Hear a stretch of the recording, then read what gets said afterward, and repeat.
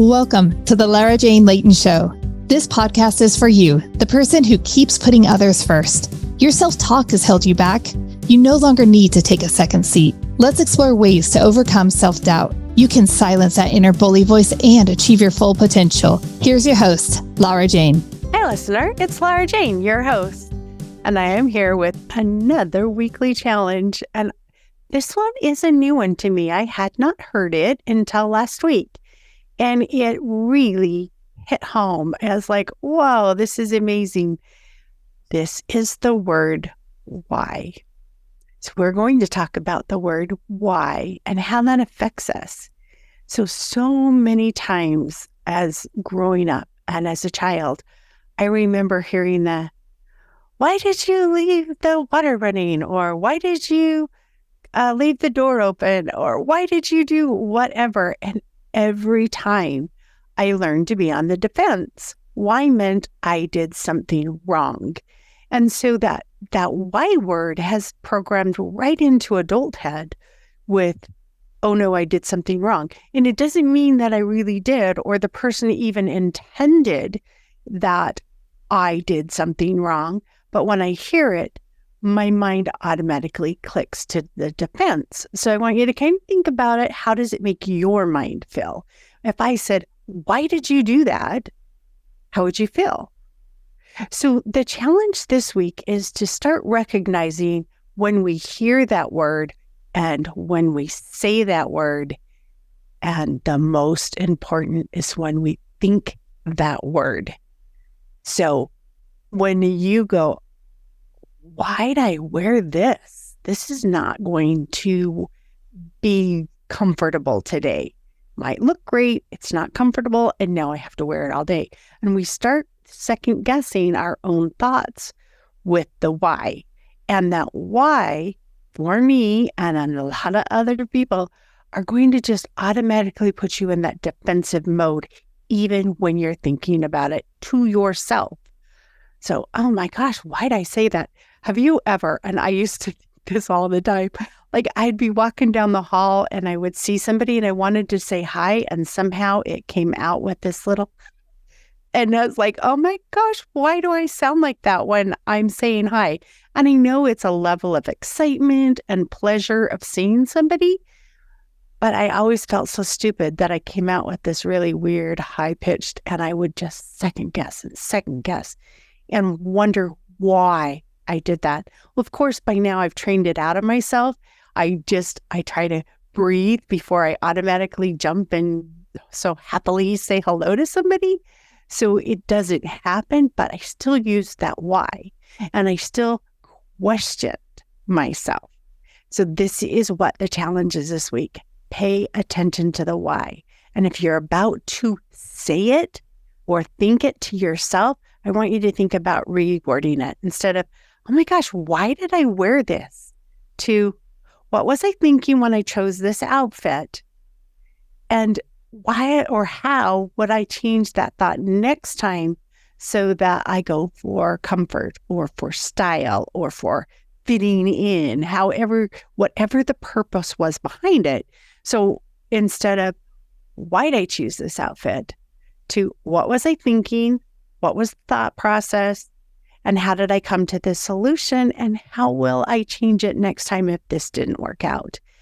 And then whether you're talking to your kids or your boss or your subordinates or a friend down the street, instead of saying, why'd you do that? Or why is this meeting at noon at lunchtime? Say, what were the reasons we had to book this at lunchtime?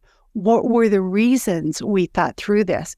So take them immediately out of the defense of just changing that first word and adding a few more pieces of clarification. So think through it again. I know I might beat this up like crazy, but I want you to feel it. If I said, why did you do that? Or let me even say it nice. Oh, why'd you do that? I still feel that cringe of shame, even when I say it out loud to this recording, which is you, my listener. And it kind of I don't know if you feel your energies, it just pulls me in. And I like words that don't constrict me. And so I'm hoping that as you're trying on these words and you're thinking through them, you're getting that same level of response of how you interfere with that word. Absolutely, you could be the one person in 1,000 that isn't affected by why. It doesn't make you feel worse. But for the most part, a lot of us have grown up with that shame, that domestication process where we have to act a certain way and be a certain way to fit in. And it's time for us to belong and find those people that you belong to. And a belonging, if you feel comfortable with the word why, think about how it might make the other person feel. Did they react in a defensive mode? Or driving down the road in the passenger seat and somebody turns on their blinker and it's not for 3 blocks where you need to change, and you don't want to say, why'd you turn on your blinker? It's, oh, we're not going to turn for a couple blocks. Something you can still speak, you can still communicate, you can still resonate with other people without causing that shame response. So if you're one of the few that are not affected by the word why, think about it when you're saying it to somebody else, because most of us are going to feel a little bit of shame and defense when we hear it. So why are you late to, hey, what happened on your way in? I know you're always on time. Or, if you don't want to embellish and say all the positive things, it can just say, hey, what was going on that caused you to be late today? Because it's not why. It's not, what were you thinking? Why didn't you leave early?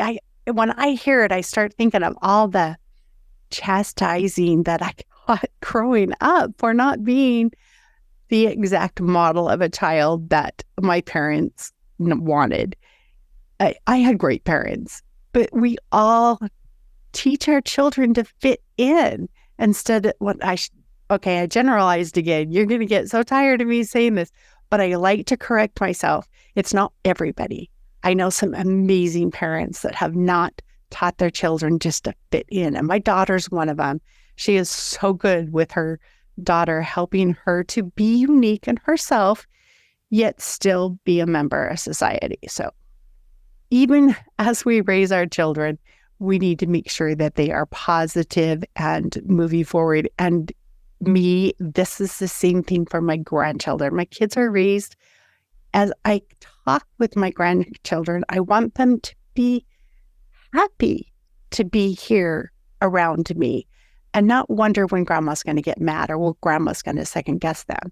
So all this is just this one big thing of changing our words to not make ourselves or anyone else feel shame or defensive. And you are going to have a much more positive communication with everybody as we do that. And because my slogan is silencing that inner bully to become your own best friend, this is what I want you to do for you when you're thinking to yourself. So the second you first say, oh my gosh, why did I do that? Think, okay, what was the process that I came up with this solution, and how would I change it if this wasn't the result I wanted? So hopefully this is good. Okay, I know it's going to help you. Hopefully it is easy to change. I've been working on it for maybe 10 days now. So thank you to my sister for pointing out this word change to me. Patrice, I appreciate you. Thank you. And everybody have a great day. Stay tuned for the next episode. Talk to you later. Oh, and remember, I am not a medical professional or mental professional of any kind. Just sharing words and switching up words that I think could help us become our own best friend. Are you tired of waking up exhausted? You are not alone. If you're looking to take your life back, let's start with the simple step of adjusting your self-talk. Stay tuned for the next episode with your host, Lara Jane. Remember to follow the show so you don't miss a next simple step that you can use to feel more confident. And please leave an honest review.